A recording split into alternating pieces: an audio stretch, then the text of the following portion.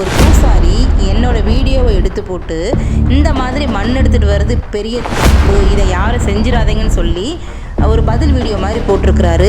போட்டு ஒரு சேனலே ஆரம்பித்து, hi friends, welcome to வைசூஸ் Vasantham.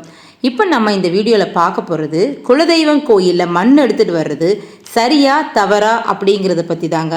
So வீடியோவை தயவு செய்து ஸ்கிப் பண்ணிடாதீங்க. நம்மளோட பெரியவங்க சொல்கிற மாதிரி குலதெய்வங்கிறது நம்ம எல்லாரையும் காக்கக்கூடிய நம்மளுடைய குடும்ப தெய்வம், நம்ம குலத்தையே காக்கக்கூடிய குலதெய்வம். அந்த தெய்வத்தோட அருள் இருந்தால் எந்த கஷ்டமும் வராது அப்படிங்கிற நம்பிக்கையில் தான் ஒரு வருஷத்தில் ஒரு தடவையோ 2 தடவையோ இல்லை மாதம் அமாவாசைக்கோ பௌர்ணமிக்கோ நம்ம எல்லாரும் குலதெய்வம் கோயிலை நோக்கி போய்கிட்டே இருக்கிறோங்க. ஒரு வருஷத்துக்கு முன்னாடி நம்ம சேனலில் குலதெய்வம் கோயில் மண் எடுக்கிறது சம்மந்தமாக ஒரு வீடியோ அப்லோட் பண்ணியிருந்தோம். அதில் பார்த்தீங்கன்னா யூடியூப்பில் 24 லட்சம் பேரும், இன்ஸ்டாகிராமில் 1,31,00,000 பேரும் பார்த்துருந்தாங்க. நிறைய கமெண்ட்ஸ், ஏகப்பட்ட டவுட்ஸ் எல்லாம் பார்த்து எனக்கே மலைச்சி போயிட்டாங்க. அவ்வளோ டவுட்ஸு. சாதாரணமாக நம்ம கோயிலில் போய் பல வருஷமாக எடுத்துகிட்டு வந்த மண்ணுக்கு இன்றைக்கி இவ்வளோ டவுட்ஸ் இருக்குமான்னு சொல்லி நான் ஆச்சரியமாக பார்த்தேங்க. இதில் என்ன ஹைலைட்டுன்னு பார்த்தீங்கன்னா, ஒரு பூசாரி என்னோடய வீடியோவை எடுத்து போட்டு இந்த மாதிரி மண் எடுத்துகிட்டு வர்றது பெரிய தப்பு, இதை யாரும் செஞ்சிடாதீங்கன்னு சொல்லி ஒரு பதில் வீடியோ மாதிரி போட்டிருக்கிறாரு. போட்டு ஒரு சேனலே ஆரம்பித்து அவருக்கு அது ஒரு கிட்டத்தட்ட 5-6 லட்சம் வியூஸ் வரைக்கும் போயிருக்குங்க. அதுக்கப்புறம் அவர்கிட்ட ஏகப்பட்ட கேள்வி கேட்டு ஒரு சேனல் இன்ஸ்டாவில் மூவ் ஆகிக்கிட்டு இருக்குது. டைம் இருக்கும்போது மறக்காமல் செக் பண்ணி பாருங்கள் என்னோட பழைய வீடியோ பாப்புலர் லிஸ்ட்டில். இதுலேருந்து நம்ம பார்க்க வேண்டிய விஷயம் என்னன்னு பார்த்தீங்கன்னா, என்னோடய குலதெய்வம் என்ன மட்டும் இல்லை, அந்த மண் சம்மந்தமான வீடியோவுக்கு எகெயின்ஸ்டாக பேசின அந்த பூசாரியும் வாழ வச்சுக்கிட்டு இருக்குங்கிறது தான் உண்மை. நம்மளோட முன்னோர்கள் வாழ்ந்த, அவங்க மூச்சு காற்று பட்ட, அவங்க பாதச்சுவடுகள் பட்ட இடத்துலேருந்து ஒரு இப்படி மண் எடுத்துகிட்டு வராங்க. அந்த மண் எடுத்துகிட்டு வரனால தெய்வம் நம்ம கூடவே வரும்னு எந்த அர்த்தமும் கிடையாதுங்க. தெய்வத்தை நம்ம நினைச்சாலே நம்ம கூட தான் வரும். அது ஒரு வகையான சக்தி. அந்த மண் எடுத்துகிட்டு வர்றதுங்கிறது ஒரு வகையான எனர்ஜி, அவ்வளோதான். தெய்வங்கிறது நம்ம நினைச்சாலே நம்ம கூட வரக்கூடிய விஷயம் என்னன்னே தவிர, அந்த மண்ணோ சிலையோ அது மட்டும் தெய்வம்னு கிடையாதுங்க. பொதுவாக ஒரு சிலையே அடித்து வச்சாலும் உடனே அதில் தெய்வம் குடி போகாது. அதுக்குண்டான விஷயங்கள், ஆவாகனம் செய்கிறது, அதுக்குண்டான மந்திர உச்சாரணங்கள் பண்ணுறதெல்லாம் இருக்குது. நம்ம மண் எடுத்துகிட்டு வந்தால் குலதெய்வம் அவங்க கூடவே வந்துடும்.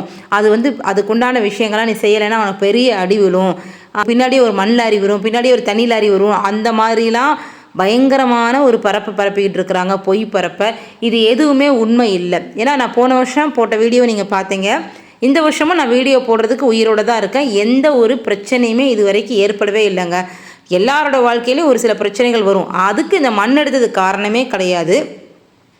ஸோ இந்த மாதிரி தேவையில்லாமல் பரப்புகிற விஷயத்தை தயவு செய்து நிப்பாட்டிருங்க. இப்போது திருக்கோஷ்டியூர்னு ஒரு ஊர் இருக்குங்க. அந்த கோயிலில் போய் எல்லோரும் விளக்கு எடுத்துகிட்டு வராங்க. கோயிலில் பிரசாதம் கூட எடுத்துகிட்டு வரக்கூடாதுங்கிற நிலைமையில் ஒரு கோயிலில் ஒரு குளத்தங்கரையிலேருந்து சாமியாக நினச்சி அந்த விளக்கு எடுத்துகிட்டு ஒரு வருஷம் வீட்டில் வச்சுக்கிறாங்க. அதுக்கப்புறம் அதை வேண்டி நிறைவேறினதுக்கப்புறம் திருப்பியும் அந்த விளக்கை ஏற்றி வைக்கிறாங்க. நிறைவேறாத விளக்கை குளத்தில் போட்டுடுறாங்க.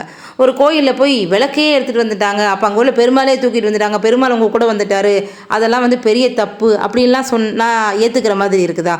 அந்த மாதிரி தாங்க குலதெய்வம் கோயில் மண் எடுத்துகிட்டு வந்தால் நமக்கு எந்த ஒரு கெடுதலுமே நடக்காது.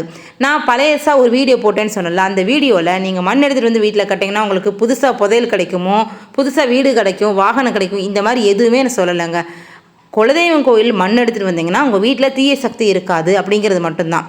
பழைய காலங்களில் ஃபோட்டோ ஃபெசிலிட்டிஸ்லாம் இல்லைங்க. சாமியை ஃபோட்டோ எடுத்து வீட்டில் மாட்டுற மாதிரி வழக்கங்கள்லாம் இல்லை. இப்போ வரைக்குமே நிறைய குலதெய்வம் கோயில் ஃபோட்டோக்களை வீட்டில் மாட்ட மாட்டாங்க. அது மாதிரி நினச்ச உடனேயுமே கோயிலுக்கு போகிற மாதிரியான ஃபெசிலிட்டிஸ்லாம் இல்லாமல் இருந்த காலங்களில் நம்ம எப்போ போகிறோமோ அப்போ அந்த கோயிலேருந்து கொஞ்சம் மண் எடுத்துகிட்டு வீட்டு நிலவாசலை கட்டி வச்சு நம்ம அடுத்து எப்போ குலதெய்வத்தை பார்க்க போகிறோமோ அது வரைக்கும் அந்த தெய்வத்தை நம்ம நினச்சிக்கிட்டே இருக்கிறதுக்காக அந்த மண்ணை நம்ம ஞாபகார்த்தத்துக்கு வீட்டில் கட்டி வைப்போம். இப்படி மண்ணை எடுத்துகிட்டு கட்டி வைக்கிறனால நம்ம மனசுக்கு ஒரு பெரிய அமைதியும் மகிழ்ச்சியும் கொடுக்கும். ஆனால் ஏதாவது பிரச்சனை வந்துடுமோன்னு சொல்லிட்டு பல பேர் ஏற்படுத்தின பயத்தில் இருக்கிற நம்மளோட ஃப்ரெண்ட்ஸுக்கும் ஃபேமிலிக்கும் இந்த வீடியோவை மறக்காமல் ஷேர் பண்ணுவீங்கன்னு நம்புகிறேன். குலதெய்வம் கோயிலேருந்து மண் எடுத்துகிட்டு வர்றனால நமக்கு குலதெய்வத்தினுடைய ஆசீர்வாதம் கிடைக்குங்கிறதையும், எப்படி எடுத்துகிட்டு வந்து கட்டுறது, அதை எப்படி ஒரு வருஷம் கழித்து டிஸ்போஸ் பண்ணுறதுங்கிறதையும் வீடியோவில் தெளிவாக காமிச்சிருப்பேன். கவனமாக பார்த்தீங்கன்னா உங்களுக்கு ஈஸியாக புரியும். இந்த வீடியோ மூலயமா உங்களுக்கு ஏற்பட்ட நிறைய சந்தேகத்தை நான் தீர்த்து வச்சுருக்கேன் அப்படின்னு சொல்லிட்டு முழுசாக நம்புகிறேன். கண்டிப்பாக வீடியோ உங்களுக்கு பிடிச்சிருக்கும். லைக் பண்ணி கமெண்ட் பண்ணுங்கள். நீங்கள் பண்ணுற கமெண்ட் வந்து நிறைய பேரோட சந்தேகத்தை தீர்க்கிறதுக்கும் பயனாக இருக்கும். கண்டிப்பாக வீடியோ சப்ஸ்கிரைப் பண்ணி சப்போர்ட் பண்ணுங்கள். தேங்க்யூ ஃபார் வாட்சிங்.